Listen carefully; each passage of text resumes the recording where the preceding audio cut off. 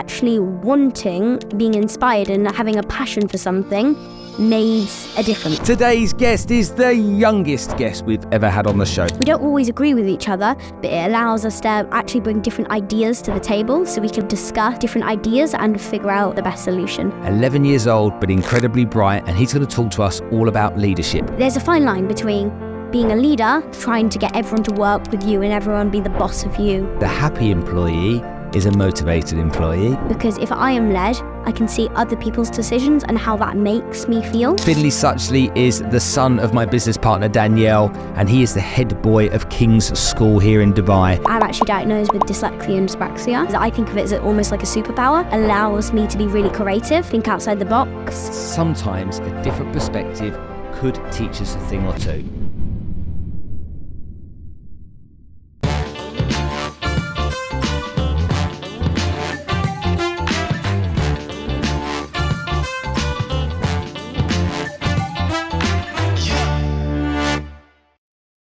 Megaverse, the digital frontier of tomorrow. Megaverse stands at the cutting-edge intersection of technology and imagination. It's a virtual realm where the limitless expanse of the digital universe unfolds, offering users unparalleled experiences and interactions. With its advanced metaverse platform, users can craft unique avatars, forge connections, and even establish their own digital estates. It's more than just virtual reality. Megaverse is an expansive digital civilization teeming with opportunities for both individuals and brands. From immersive concerts to revolutionary retail experiences, Megaverse is redefining the way we engage with the digital world. As we stand on the brink of a new era where the lines between our physical reality and the digital realm blur, Megaverse is poised to lead the charge in this brave new world. Dive in and discover a universe without bounds. This really is the future. Hi everyone, and welcome to this episode of the podcast in partnership with Megaverse. More about them later. Today's guest is the youngest guest we've ever had on the podcast at the ripe old age of 11 years old. And he is going to talk about leadership. And why? Because sometimes us adults learn quite a lot and forget even more. And maybe a kid's perspective on leadership could help us understand what we're doing wrong and what we could do better. Finley Suchley is the son of my business partner Danielle, and he is the head boy of King's School here in Dubai, and he's had an incredibly successful time teaching people about leadership on the back of great leadership lessons. And he'll tell you all about that today. And I cannot wait for him to share his wisdom, his knowledge, and his experience with you. So be kind to him. Make sure you leave wonderful comments so that he can learn, develop, and grow himself as well. Now, before we get into the episode, why have some of you not subscribed? What's your excuse? Look, at the end of the day, you guys are consuming this content. I want to make it better and better and better for you. The only thing I can ask you to do is to subscribe and follow. Now, that might seem like an easy thing to do. It might seem for you a difficult thing to do. I don't know. But the truth is, it makes a massive difference to us.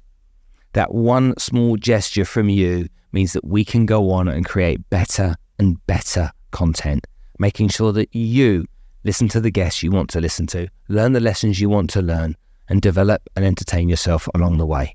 So please do me a favour and subscribe and follow to this channel. Right, let's get into this episode. Finley Suchley.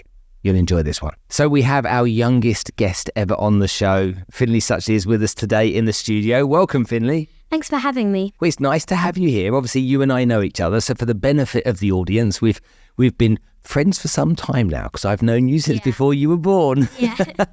Because your mummy, what's your mummy to me? Business partner. That's right. Yeah. So Danielle's my business partner.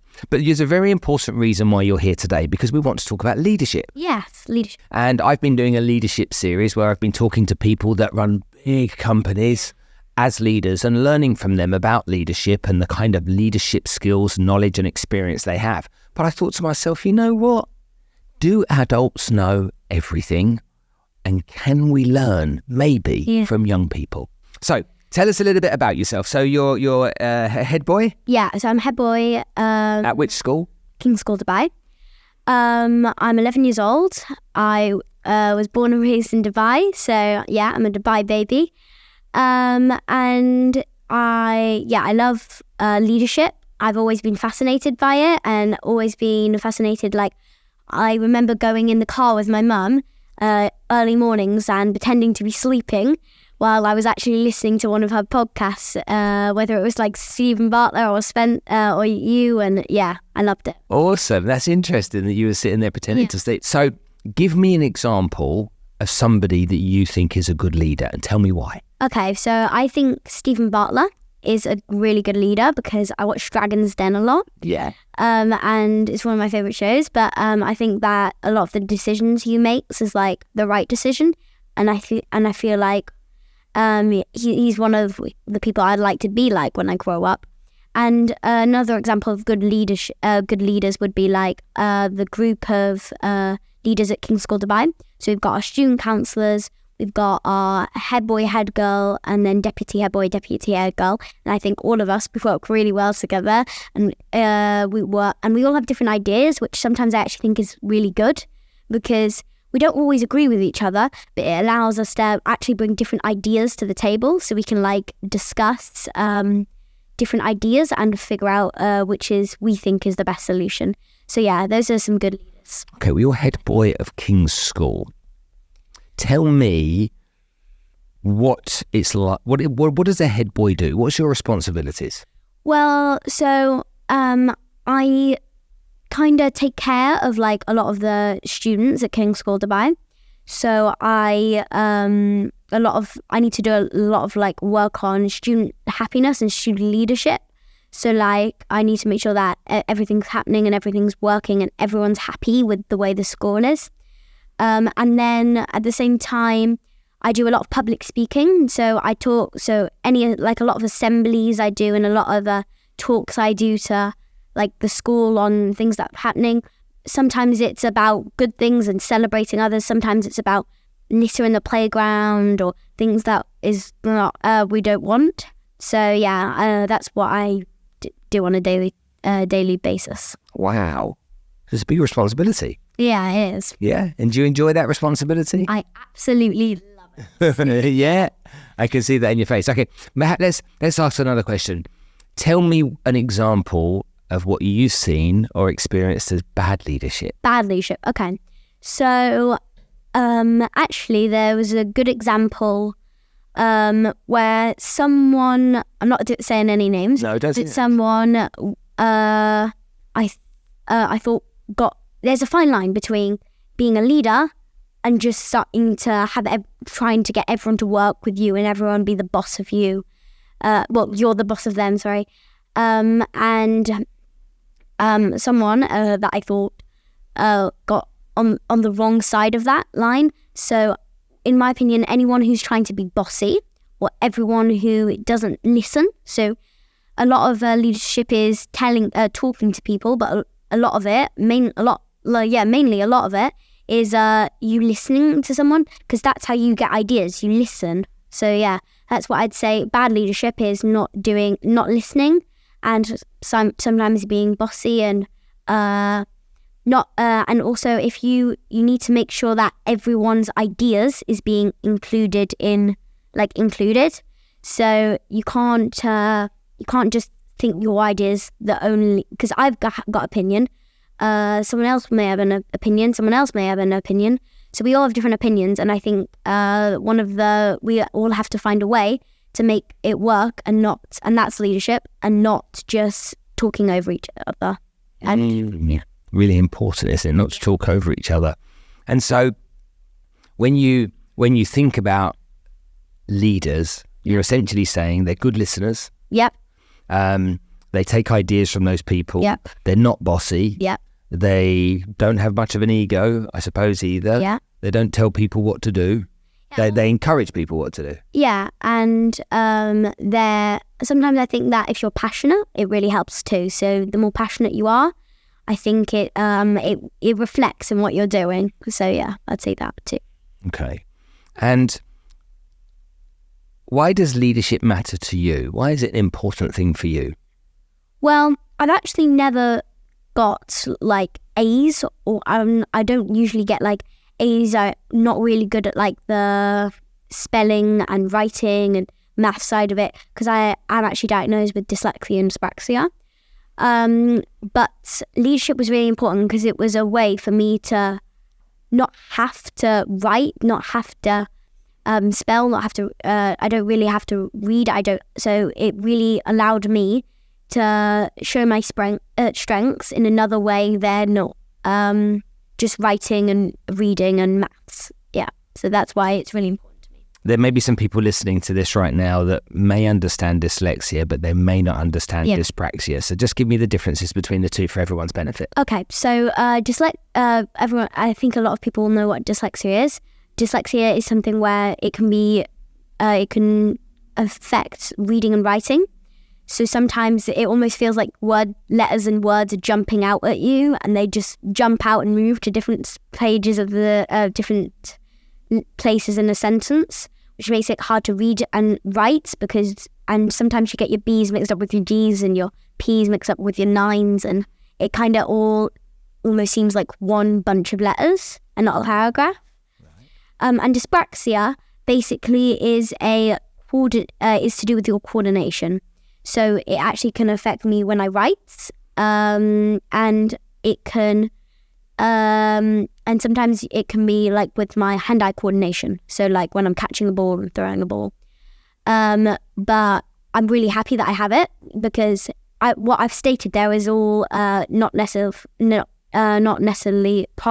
positive things, but I'm really lucky to have that because I think of it as almost like a superpower because dyslexia is, for a really good example, allows me to be really creative, think outside the box. And it also, research shows that it actually can encourage someone to be a good leader.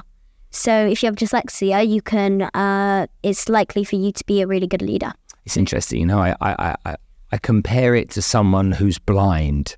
They then have superpowers, which are everything but their eyes. So their ears become amazing, their taste becomes amazing, what they can smell becomes amazing, and so they then become so incredibly good that they become such a strength. And if you take what you said about dyslexia, you've got to use other things. If the letters are getting jumbled up, you've got to use other things, which is rational thinking, strategic thinking. It's this kind of stuff. When I learn something, and I'll share this with you, and you won't know this, but when I learn with Mummy, Mummy talks to me when we have a meeting, and as she talks to me, I'm listening to what she's saying, and it's going in here and it's going out there. Every time she talks to me, you can't tell her this. No, but that's what happens. But the moment Mummy takes a notepad or a flip chart and she draws me a picture, is the moment I understand it. Now, if I say that to Mummy, for everyone that's watching, Danielle, she learns by talking to her. So I can talk to her and she processes everything I say, whereas I can't process what she says. So I have a different way of learning to her. Now, does that make me better or worse or the same? It just makes me a little bit different in the way that I learn. We went to an event, a Tony Robbins event some years ago, and I was with your mum for a week, and we were in this great big ballroom with 2,000 people learning for the week. It was freezing cold in there. And every 20, 30 minutes, the music starts, they get everyone out of their chair and a bit of energy, bit of bouncing around and stuff. And Mum was saying, I wish they'd just get rid of all this music and this dancing so I can focus on learning. Like something that she'd say. Yeah. And I was like, I can't wait for the dancing. The singing, that's my favourite bit. What else is going on? Because I'm here for that. So it's interesting how different people learn in different ways, and no one's wrong and no one's right. They just take advantage of what they can. Yeah. Do you know any famous people that have dyslexia, or any really successful business people that have dyslexia? So I know a couple. I can't think of their names. Oh, I know them. I know somebody. Richard Branson. Oh, that was one. Yeah, that's one. So Richard Branson's dyslexic, and he's one of the most successful business people and entrepreneurs in the world. Yeah. So a famous dyslexic. You also have people that are in different ways have great skills as well. There may be autism or Asperger's and this different stuff, and it leans them into being, exceptional in other ways. Yeah. Richard Branson's a great leader. Yeah. Now, why is someone like Richard Branson a great leader? What does he do to be a good leader? Do you know? So Richard Branson believes, that you should empower people. So to be a good leader, he believes you empower people and treat your team really well. So give them lots of love, lots of attention, lots of time, and empower them to make decisions. And he says, it's not about making the customer happy. It's about making your employees happy. Because if your employees are happy, they will look after the customers. Yeah? And for many years, it was always the customers, right? Look after the customer. But Richard Branson is like, no. Make sure the employees are happy. And that's why people loved working for him. Now, his airline, Virgin, would compete with British Airways. And the cabin crew would rather work for Virgin than British Airways, even though they were paid less. Because they liked the environment. They were happy, that's right. They enjoyed where they worked. And I think a great leader understands that. So have you ever heard of Talabat, the food delivery company? Yes. Okay, so I had Tomaso Rodriguez on the podcast. He's the CEO of Talabat. And I said, what is it that you do? He said, for me, it's really important to make the environment that people work in really cool. Make them want to come to work. Make them want to do the best job they can do. So I invest in making sure the environment's good. Make their work feel like home. You know, it's that good. Always thinking about the employees, because a happy employee is a motivated employee. A happy employee will usually perform much better. And so these types of insights that we get, okay, can determine who a great leader is. Okay, give me some examples through the school, okay, and through the life that you lived. Oh, first of all, who's the best leader, mummy or daddy? That's a terrible question to ask. Yeah. How are they different as leaders? Well, my mum, she's an entrepreneur, so she owns her own business with you. And my dad, he works for a business, so there's nothing wrong with that. But basically, my dad is an entrepreneur, and because he, in my opinion, he's a really good entrepreneur to those who are like below him. So like he will he's really good at directing things to the people. So he's a good leader for the people below, not entrepreneur. He's a good leader. Yeah, he's a good leader. Okay. He's a good leader, but my mum's an entrepreneur because she started a business. However, he's a good leader. So my mum's a really good leader, but she started her own business and she's employed her own employees to work for her. Okay. That's the main difference. Well, what your dad might be is what's called an intrapreneur. So an intrapreneur is someone that's helped build a business, but from working within it. Okay? That's the intrapreneur, so inside. An entrepreneur, as mummy is, yeah? So mummy and daddy, different roles in different businesses. Yeah. Okay? When you look at them as leaders for you at home, okay, do they guide you differently? Do you learn from their way of guiding you, coaching you, inspiring you? Is that different, or do they come together and do it together? Well, I think that they work and they inspire me in different ways. But what usually happens is they what they're both saying kind of matches up. Mm-hmm. So Dad will give me a scenario about something that happened at his work, and my mum will give me a scenario about something that happened at her work. And most of the time and a lot of the time the first thing I always try and do is like trying to match them up and see if and most of the time they're almost like the same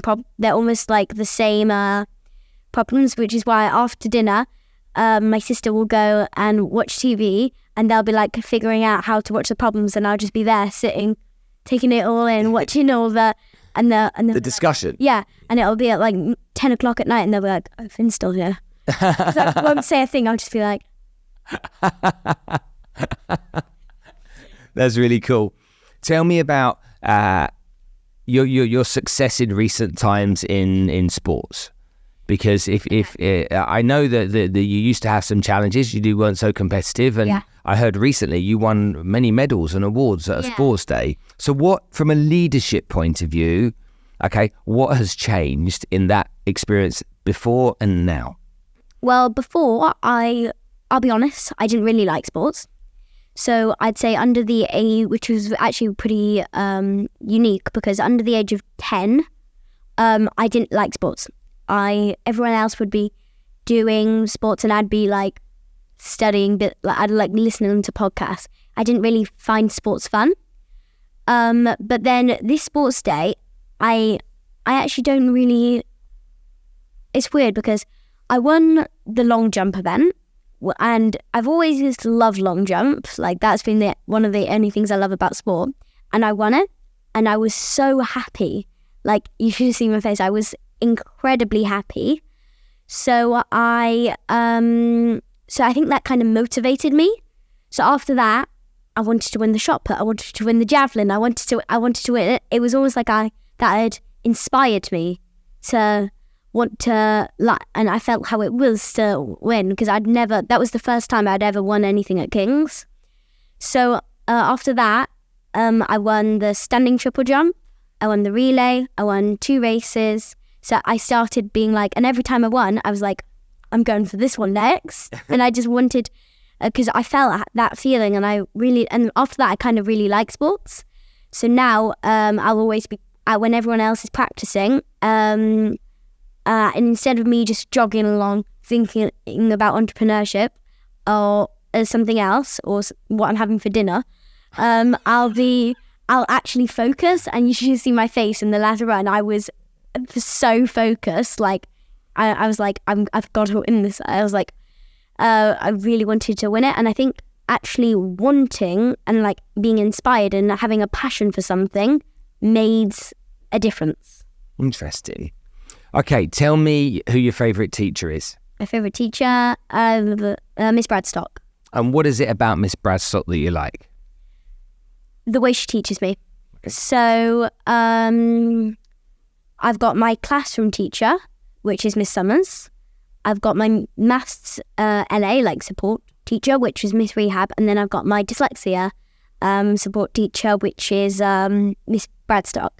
And I find that when I'm in class, I don't really understand what they're saying. I understand it, but I don't really understand the way they're teaching me.